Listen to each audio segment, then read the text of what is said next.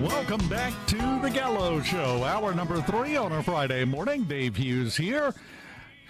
Busy morning, as always. A lot of stuff going on, and now we are joined by the man himself in studio in the big chair. I think he's the host and I'm the guest now, the way this is arranged. We've got the president of Mississippi Farm Bureau Federation, Mike McCormick, joining us. Mike, haven't talked to you in a while. How you doing, sir? I'm doing great, Dave. Thanks for having me on this morning. Just a short walk down the hall to be with you, and wish you were here.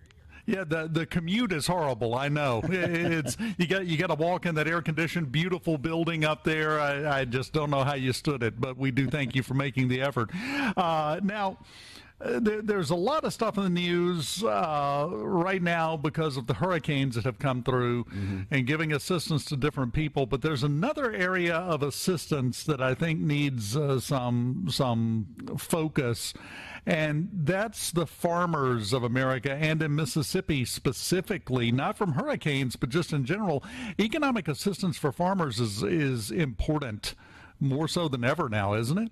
It is. We're in a unbelievable time in our history where farmers are struggling probably as much as they ever have, and it's just a perfect storm going on right now in farm country. Input cost, just like everything else, has soared 35-36% over the last 4, 5, 6 years, and net income on those farms have fallen 35 or 36%. So you can see the wide margin that's there.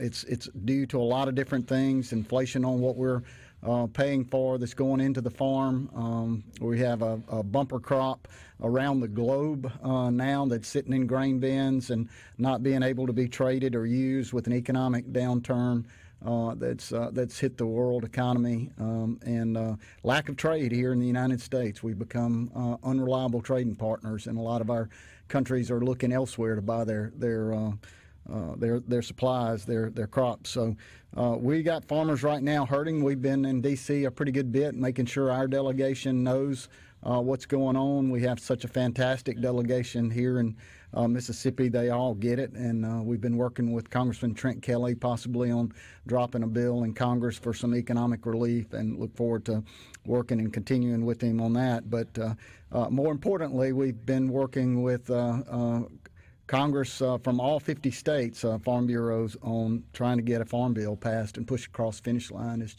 It's up there bogged down right now due to politics and elections, and the food that you eat and put on your table is too important not to have a farm bill out here to support the farmers and keep them in business.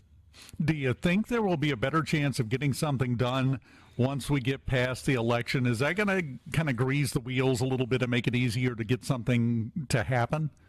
Well, we're hearing so possibly in the lame duck session. It just depends on how the election turns out and where the leverage is from the groups that are wanting parts of the farm bill to be strengthened or weakened, depending on where you want it to go. You know, less than 20% of the farm bill actually goes to farmers. 80% or more goes to nutrition title and other things. They just call it the farm bill. So we're tied up in a lot of other fights that gets political in Washington, D.C., and we get kind of pushed and pulled in that political process. But there is some theory that we could see some movement by the end of the year in a lame duck session, and I sure hope so. Our farmers need some certainty going into next year like never before. Well, and let's talk for just a minute about the importance of this, because let's lay out the mechanics of this situation as it exists. Farmers are not able to make money, but the money they're having to spend continues to go up. Now, in a lot of businesses and a lot of industries, well, at that point, the business closes and you move on. That is a horrific thought to even contemplate, because farming, number one, is a way of life. It's generational. There are families that they have been farmers for 100, 200 years in the state. If that goes away, it's not like just opening some sort of retail outlet somewhere. Once it goes away, it's gone, isn't it? It's gone. The infrastructure leaves, the capital to invest in that farm, which is just it doesn't take a very small, big farm to create a lot of need for capital to go into it for it to operate. So you're exactly right. It's critical that we don't go backwards here in the state. And I'm just having some really scary conversations with bankers. It's been a long time since the 1980s, I think, since we've had bankers come to us and say, we're really concerned about the cash flow on these farms. It's not working. Didn't work last year, does not work this year. Next year, commodity prices, the futures look just as bad as it does this year. The banks are not interested in doing equity loans. They don't want to have to come in and take your house and your farm away from you any longer. They want to see something cash flow. And it didn't last year, didn't this year. And like I said, next year's commodity prices are no better than where we are with bumper crops, just huge bumper crops through the Midwest and across the globe. We're going to have a lot of carryover into next year that's going to have to get used up. So we need the economy to get better. We need to be able to trade some of this stuff that we're growing. And we need a farm bill with some certainty in it, so the bankers will step out there and say, well, we've got this behind you. We may give you a crop loan for next year. But right now we're hearing anywhere between 20 and 40% of the loans are going to come under pretty tough review right here in the state of Mississippi this coming year. And they're doing it now, right as the combines and the cotton pickers and harvesters are stopping in the field. They're telling the farmers to come in and let's have these tough conversations right now. Well, and the other thing to remember, we have to, we're talking about the business and the cash flow and everything else, and that is top of mind awareness here. That's the top shelf. Mm-hmm. Right on the end of that shelf, though, are the farmers and their families themselves, because that is hard work. And despite what you may think, it's year-round work. They deserve to be able to make a living, to at least give their families a good life in the middle of all that hard work. And the current situation is making it almost impossible. One of the bankers told we had meetings all over the state with our congressmen, our senators, and the bankers were all with us in those meetings. And one of the bankers looked at one of the senators and said, when a farmer sneezes, the community catches a cold. So it's the impact of a farmer not having money to spend on gas and the little local grocery stores and the grocery stores and the impact it has on the labor that they're not going to need. It is a huge, tremendous impact to the state, but it gets local pretty quickly down to the local communities.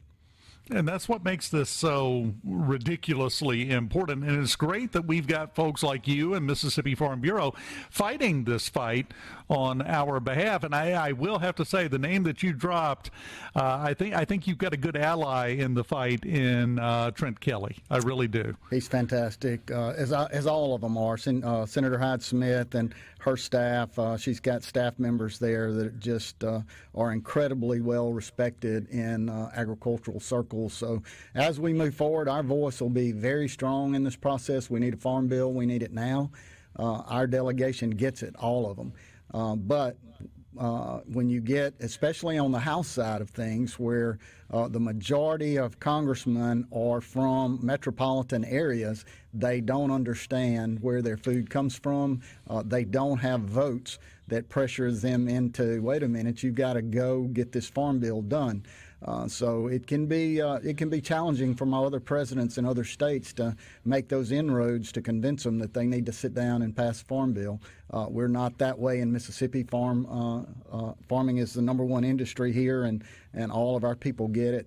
Farm Bureau is very strong advocate for all the things that our farmers need here in the state. So we've got a great situation here in the state. They just need a lot of help across the U.S., and we've got to get some of those people to come to the table and say, quit playing politics and pass a farm bill. We've already passed one extension for 1 year. We're going into next year. If we don't get it done in the lame duck session, it could be a long year next year trying to convince them that we need to move on and end these disagreements that are political and get something across the finish line to create some certainty for our farmers. That's got to be a very frustrating circumstance when you come from a state and you're part of a state that has such a huge agricultural impact on it and such a huge agricultural community, and then having to sit in a room and explain to people that food doesn't come from the grocery store. Absolutely. It's that. They don't get it once they and it doesn't take long either. If you move off the farm and move into a city somewhere through 1 or 2 generations. I know my brother moved to Atlanta, Georgia, and his kids know absolutely nothing about farming, nothing when they come to the farm. I have to teach them all over again. But it's something that we were charged to do with the Farm Bureau. Over 100 years worth of advocacy for our farmers, and we're proud to do it, and we're going to do it to the best of our abilities for sure. Can you stick around through the break? Absolutely, love to. Mike McCormick, the president of Mississippi Farm Bureau Federation. We're cutting into his commute time to get back to the office, but he'll sacrifice for us, I'm sure. We'll continue here on the Gallo Show right after this. Welcome back on the Gallo Show. SuperTalk Mississippi. Dave Hughes here in the studio with us. The president of the Mississippi Farm Bureau Federation, Mike McCormick, with us. How are things going with Mississippi Farm Bureau, Mike, aside from, of course, the fight for the Farm Bill?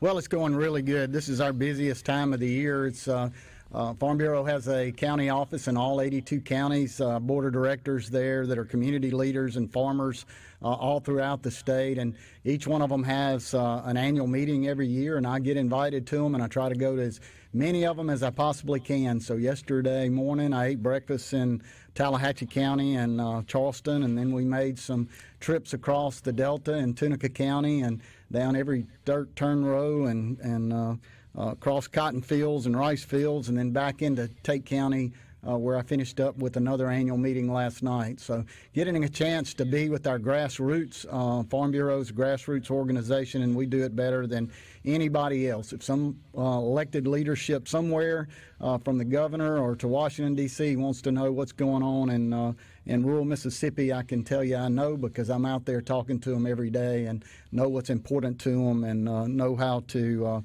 answer their needs when the legislative session comes up next year. Well, and to me, that's one of the things that makes Mississippi Farm Bureau both unique and great, because it really is, in a way, an information network that covers the entire state like a blanket almost. Like you said, if you want to know what's going on, you guys know it. I have 8 regional managers that cover about 10 counties or a little more apiece around the state, and they're responsible for the health of the county farm bureaus in their part of the state. So if I don't know, I can get on the telephone right quick and call them and say, call your people and let me know where we are on this issue. And we don't have policy on it, but I would, as long as we've been here, we've got a lot of policy in our policy book that gives us great guidance. But we can get some information out very quickly to the membership, and they can get their information back to me very effectively as well. Well, it really is a fantastic asset that the state has that I think gets overlooked sometimes. So I just wanted to make sure to make a comment about that, because it's great. It really is. Well, and that doesn't exist everywhere on planet Earth. No, it doesn't. And we have a very strong Farm Bureau here. Very fortunate that I inherited one, and we've kept it going and tried to expand our footprint here in the state and a lot of different things that we're doing. And we're just here to be good partners for legislators here at the Capitol in Jackson and in Washington. If they've got something that they're thinking about pushing forward and it matches our priorities, we've got resources that we can use to help them get that passed. And we got members that can make calls on their behalf to their elected officials to try to encourage them to get on board as well. So Farm Bureau is a great support structure for those that are passing laws in the state to use to help them make Mississippi a better place. Well, Mississippi Farm Bureau does so many fantastic things, and it's let me put it like this. You sponsor the high school football scoreboard here every Friday night. You're involved in athletics of all kinds at all levels. You're involved in so many aspects of Mississippi life. The big question is, have you thought about finding you an advisor, someone to come in on the sports side of things that really knows their stuff, that could help you out with that, and maybe sit down and have lunch with you every day. I know there's a quarterback down in Hattiesburg, probably has some free time that could help you out if he wanted to. Well, that's our insurance company that does that, and I'm very proud of our insurance company. They have been around for 75 years.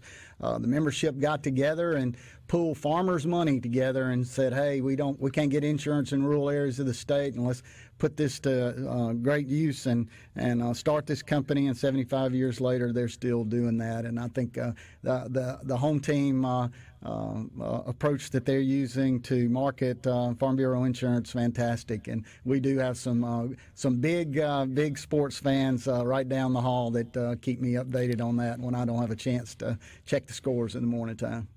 You don't have a choice about whether or not you stay informed on that. That's what I'm hearing. That's right. Yeah, well, sometimes that's good because life cannot be all work 24/7. Otherwise, what's the point? Our state sales manager says you got to work hard and play hard. So he's out playing hard today somewhere, I think. I don't know where he's at. Oh, no. He ran. That's what you're saying. He took a day and he's having a long weekend. I think so. That's good. That is important because if all you do is work 24/7, 365, you're not as good. So I agree with your state sales manager. You've got to play hard if you're going to work hard. That's right. What's your next play date?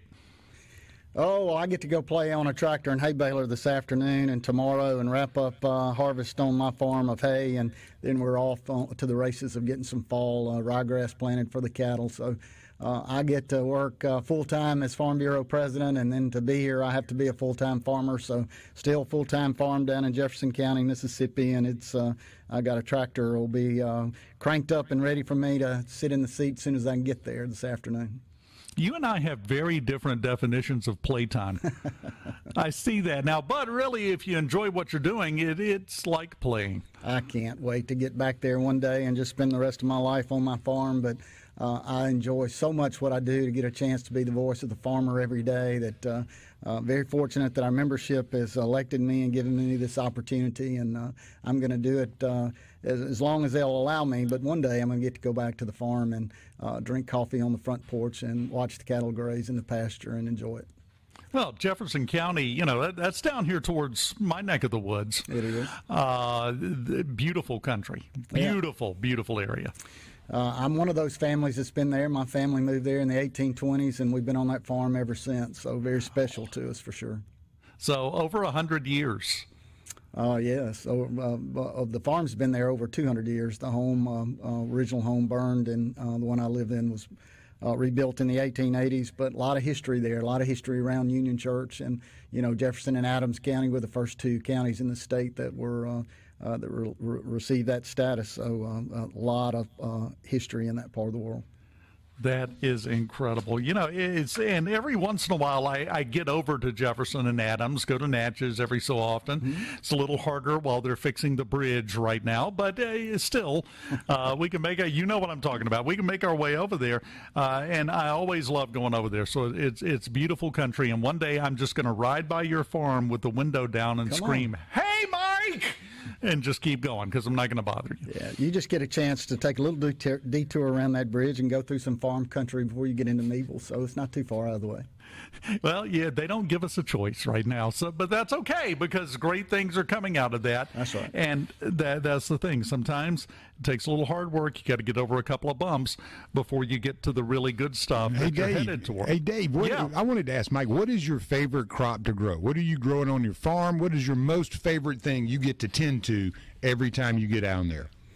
Well, I don't row crop farm anymore. I grew up on a row crop farm. I have a beef cattle operation, so in the springtime when those baby calves start coming, it'll make you smile ear to ear. There's a lot of tough times between then and the next year when you get back to that point again, but just being able to go out there and be with your cattle and see them grazing and being happy, it's a dream come true. You got any names for them? No, you can't name your cattle. Can't name them, huh? Got to eat them? That's right. We make a living off of them. You can name them or eat them. That's the only two things. Hold on. I'm making a note to myself. The cookout is at Mike's place. Okay. Come on. We'd love to have he likes hooves the best. That's Dave's favorite. Well, I quit eating those because they're basically your life, Lance, and I don't want to take that from you. Lance is not invited, Mike. I'm just saying that right up front. I'll do the cooking if I can be invited. Always better to have cooks there, so you can come on, Lance. Look at you bribing your way in. You got to elbow in. You got to elbow in sometimes. Mike, I always enjoy talking to you, and keep up the fantastic work with Mississippi Farm Bureau Federation. You guys are doing important things, and everybody, when you see someone who is an elected official that's traveling back and forth to Washington, mention the Farm Bill to them. They know. But you know what? The extra reinforcement is not going to help on that. And tell them we got to get this done. We're very fortunate. Fair, Mike? Yes, but we're very fortunate to have some great ones. They know about it. Our elected leadership from all across the state, they're great to farmers. You don't have to convince them to help our farmers. They're there from the start. So. And, of course, you know, you've got Senator Cindy Hyde-Smith, also from down here in this area. Southwest Mississippi taking over the state is what we're trying to say. She's my neighbor. See, even better. Even better. So you just walk up to the fence line and stand there and have a conversation. It's perfect. We can do that from time to time. That is absolutely perfect. Mike McCormick, always enjoy talking to you, my friend. And you enjoy getting on that tractor later. Can't wait.